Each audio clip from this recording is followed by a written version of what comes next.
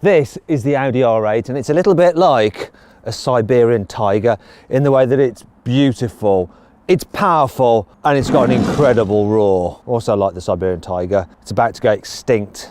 You ain't going to be seeing naturally aspirated V10s for much longer. Thankfully, unlike the Siberian tiger, it won't rip your face off. It's actually a very manageable supercar, and to prove it, in this video, I'm actually going to see how close I can get to the claimed 0 to 60 sprint time, even though it's winter and the track is all wet. I'm also going to prove that it can be fun despite being an all-wheel drive Audi by seeing if you can hoon it around like you can some old school BMW M car. Reason being that one of my team has bought an M car. More on that later. I'm Matt Watson and you're watching Car Wow. Buying a new car? Then head to Car Wow and my team will help you find your next car at a fair price. Car Wow, your one-stop car buying comparison site. Let's kick off this video by talking about the price. So the Audi R8 range kicks off with a rear-wheel drive only model, which starts from around £117,000. If you want the security of Quattro all-wheel drive, and I recommend you do, then you're looking at £130,000. So if you want to upgrade some of the performance, you can get the performance model. See what they did there? That'll cost you from £140,000. Though, wait a minute, look. You can actually save an average of just under 12 grand off an Audi R8 if you buy through Car Wow. Now, to tell you the truth, you're probably not thinking about buying an R8, but maybe if you're after a more normal car, I'll put a little pop-out icon just there in the top right-hand corner of the screen.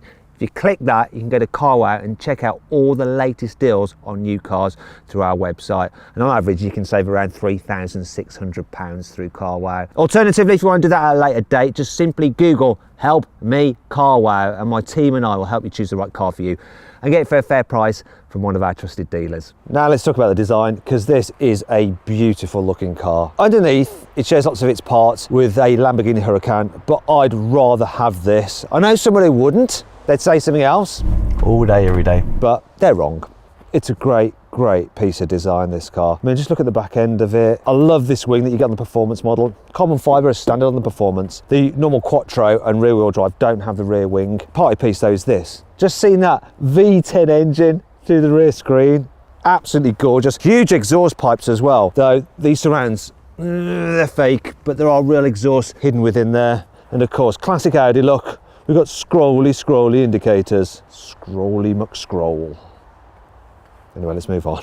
Side of this car, so iconic with these side blades. You get different colours depending on which model you go for. Same with wheel sizes. They start at 19 inches, rising to 20s. Oh, stunning. Yeah, you know I like it. You can get a carbon black edition, which has all these parts in carbon black, as the name suggests. Audi does that a lot, you know, performance, carbon black. Simple to keep up. Front's really good as well. There's no engine here at the front, so it's quite interesting that they still have an Audi-ish grille. It's not as big as on normal Audis, but still, when you compare it to something like a Lamborghini with its flush nose, it's quite interesting. Yeah, I like it. I really like it a lot. What do you reckon? Would you rather have one of these than a Lamborghini Huracan? And I'm just talking about the looks, okay? I'm just talking about the looks. Which would you have? Let me know in the comments. The inside of the R8 is just as wonderful as the outside. Quality of the materials is exemplary and everything feels really solid, perfectly screwed together. You don't think this car's ever going to develop a rattle. Also, it looks very sporty. Yeah, it's also super easy and logical to use. I love the air conditioning controls for the ventilation system. Look at that. You've got your fan in that one, you've got your temperature setting there, then you've got your direction for the heating here. It's all very clever. I also like the fact that you have your drive select mode for your different driving modes on the steering wheel. In other Audis, you have to press down here, so that's annoying when you're driving. They should do it like this on all of them. This car, because it's the performance model, has an extra sporty button there where you can control the different performance modes, which is really nice. You don't get that on the rear-wheel drive version or the normal Quattro model. It's a bit of a shame. In terms of storage, it's a supercar, you can't expect too much, but you've got a little storage tray under there, and this one has wireless charging for your mobile phone. But if you've got a big phone like my Galaxy S20 in a case, it ain't fitting, doesn't fit. So you're gonna have to charge it the old-fashioned way using the two USBs there, and you've got a 12-volt socket as well there if you need it. The glove box is a good size. So look at this, I can fit that flask in this way. That's incredible, really. If only I could fit the flask in the door bins as well, because that'd be handy when I'm driving along if I want to drink. Now the seats, yeah, we've got nice leather seats, and high-spec versions actually have bucket seats. These aren't them, but they're still nice anyway. Love this interior. And if you need to squeeze some coats and stuff inside the car with you, you can just lay them all on this shelf here, and there's a little luggage net there as well. That's it for the interior really. It's simple, it's nicely designed, and it's comfortable, yet very sporty. Anyway, let's check out the practicality. So I'm going to open the front boot to go see what it's like. The capacity of this fruit is just 112 litres. By comparison, Porsche 911 Turbo S's boot is 132 litres, and of course it has the added benefit of some back seats which you can fold down. In fact, if you'd like to watch my in-depth video review of that car and see how quick that thing is from 0 to 60, put a little link in the top right hand corner of the screen. You click on that, you can go watch the video. There's also a link in the description below. Anyway, look at this. This is all you've got here. That's your luggage space, and it's made worse by the fact it's quite narrow. I'll illustrate now. Normally you can get into these boots quite easily in the front of these cars, but not in this one. In fact, right, can I get in it? Let's see. Oh, let's see. My hips are quite narrow. Oh crap! I'm wedged. Ollie, his hand, mate. I need to get out. No, mate, it's funny. No, come on. No. What? Hey, what's going on? Where we going? Oh my! Don't go out on bloody track. That brings me on to 5 annoying things about this car. The cup holders are just underneath here. They're a bit annoying. Look at this, right? They're not quite tight enough to hold your energy drink securely. So when you accelerate, it's gonna topple out and spill caffeinated liquid everywhere. And then look, another issue is this. When you have got things in there, it's just like in your way. Oh. When Audi updated this car as part of a midlife facelift, they went and fitted a soft limiter to the engine, so when it's stationary you can't rev it past 3,000 RPM, so you can't enjoy the V10. Listen, it just stops you revving it.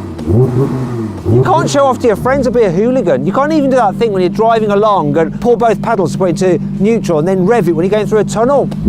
It just does this, just the same. I'm paying for a V10 engine, let me hear it. Swipe out. The cruise control you get with this car is just the old-fashioned basic system. You can't get adaptive cruise control with lane keeping assist, which you get as standard on a Toyota Yaris. Rubbish. I love that feature, but you can't get it here, and it's going to be annoying because you might want to take this car on a really long road trip, and at some point you'll be on the motorway, which is boring, and it'll be very helpful. Why haven't we got it, Audi? Why? Believe it or not, this car actually has Isofix anchor points for a child seat, so you can take your baby to daycare in your R8. That is, unless you go for the rather cool bucket seats, because then you lose the Isofix functionality. Shame. Anyone who says that the Audi R8 isn't a supercar, normally you can just say, well, it does over 200 miles an hour, therefore it has to be a supercar, not a sports car. However, the rear-wheel drive only version, its top speed is 199 miles an hour. I just don't understand why Audi didn't manage to get that one over the 200 mile an hour mark as well. Thankfully, this car has plenty of cool features to help make up for all this. Here's 5. From performance models and above, you get carbon ceramic brakes as standard, which is great if you want to take your R8 on track. The range-topping carbon black also gets adaptive dampers, which Audi calls magnetic ride because it uses magnets in them. Now, if you have magnetic ride fit to the car and you can fit it as an option on the other R8s, then you get stiffer anti-roll bars, and they're made out of a mixture of aluminium and carbon fibre. The R8 is largely hand-built at Audi's special Bollinger-Hoffen factory, and it's actually built by the same guys that build the GT racing cars. And in fact, 50% of this car's parts are shared with the GT3 model. The rear drive version of the R8 is 65 kilos lighter than the normal Quattro because you haven't got the all-wheel drive system. It also has a special drift mode, so this is slightly different to having all the stability control off because it actually lets you do big drifts, but it controls them for you, so you can look like a pro even though you're just semi-pro.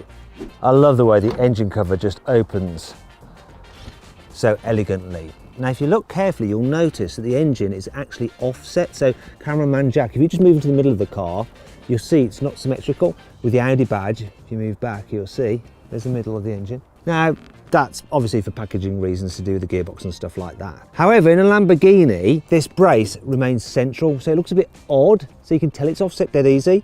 and it's a bit kind of annoying. Whereas with this Audi, they've moved the brace across as well, so it's symmetrical. So when you first look at it, as long as you're not dead rear on, you can't really tell that the engine's offset, which is pleasing for people like me with OCD. The R8 uses a aluminium space frame chassis, just like a racing car, and it's reinforced with carbon fibre, so it's nice and stiff, perfect for the girls and some of the boys.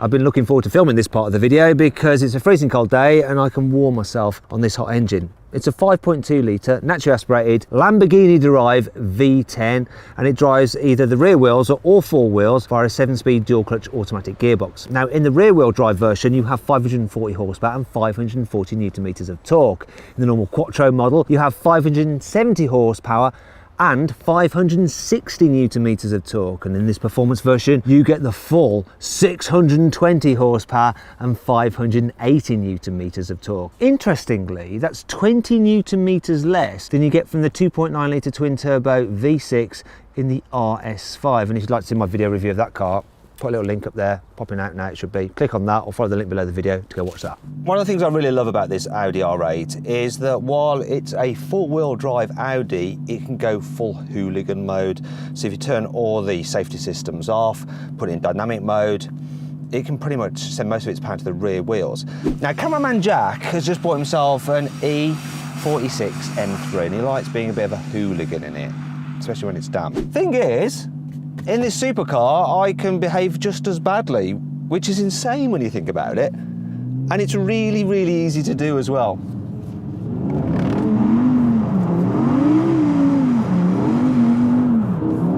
Let's go the other way.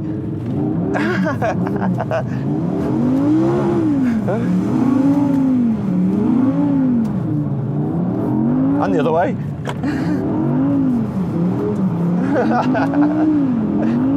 And of course, you don't look like some silly boy racer because you've got a proper, lovely supercar. Audi says this car can do 0 to 60 in 3.1 seconds, but let's see what it'll really do. So I've got my specialist timing gear up here, slippy track, cold tyres, who cares? It's an Audi R8. Oh, the car cared a lot. Rubbish. Now that was rubbish, right? And I still did a 4.48. Spun up its wheels a bit, then bogged. Still did that. Let's give it another go. Okay, let's try again. Hook up. Better that time. Oh, it's going for it. Oh, I got a 3.13 and it was still spinning. Whoa. Madness, madness, madness. A 3.13 and it still wasn't a perfect start. Yeah, because the quarter mile was 11.16. I know it'd go a lot quicker than that. Let's try again. Come on! Reset this. Hope you're not getting bored. I'm not. I'm enjoying this. Let's do it. No, that wasn't so good. Got all skipping sideways. Come on, what we got? Oh, yes, we did it! 0 to 60. In 3 seconds dead, even though this thing was going sideways slightly. Immense. And what a soundtrack to accompany it as well. Such drama. In fact, I'm gonna have a play with the engine.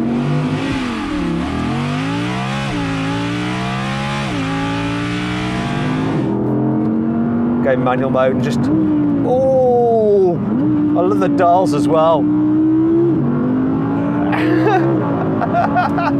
Oh, V10 for the win, V10 for the win. In fact, what do you think is the best sounding engine configuration? What I've done is put a pinned comment below this video, right, with a selection. You vote which you think is the best combination, all right?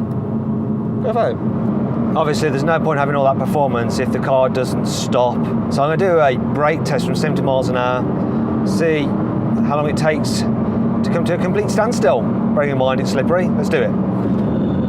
Come on, come on. Right, let's see what this says. How many meters? 48 meters. 48 meters, even though it's slippery. That's good.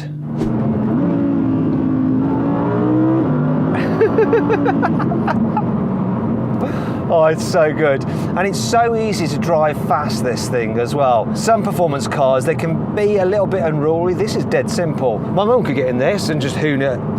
She could, absolutely. She'd love it as well, I reckon. Absolutely love it. Gearbox, really quick and reactive. I can't fault the handling. This thing just grips like a good one. It gives you loads of confidence as well when you want to get on the power out of a corner. And with that quattro all-wheel drive, it can just mean it sends some power to the front, so you can really haul yourself out of a corner. So very good.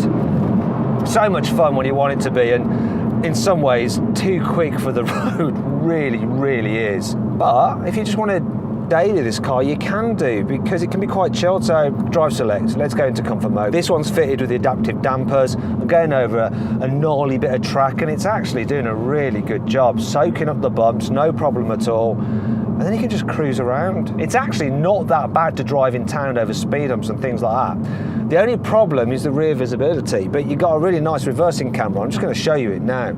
The actual image is right there in front of you on the instruments. So it's good, and you get the lines which help you turn as well. So that's handy. Don't want to be reversing up the track though. Great. And then when you are just pootling about and you're in automatic, the gearbox is nice and smooth and relaxing.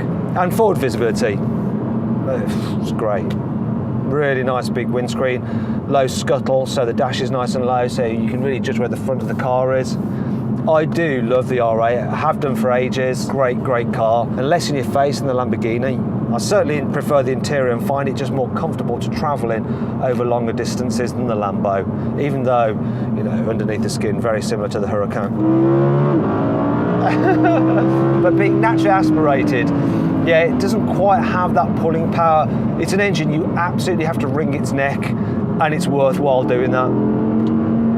Look, I'm at 6,000 RPM and I've still got almost 3,000 revs to play with. Just utterly nuts. In fact, let's turn up the volume, go into performance mode.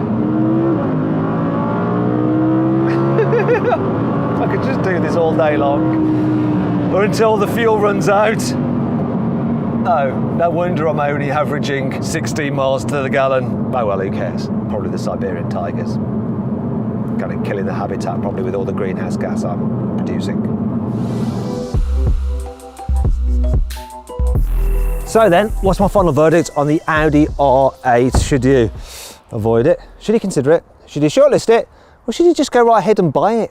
Well, I reckon, if you like this kind of car, just go right ahead and buy it. It's absolutely brilliant and surprisingly good value for money for a supercar. Now, if you all enjoyed the video, please give it a like. If you want to watch some other videos, just click on the windows there, some cool videos. And if you click on that box there, you can go straight to Carwow to see how much money you can save on a new car. Anyway, thanks for watching. I'll see you next time.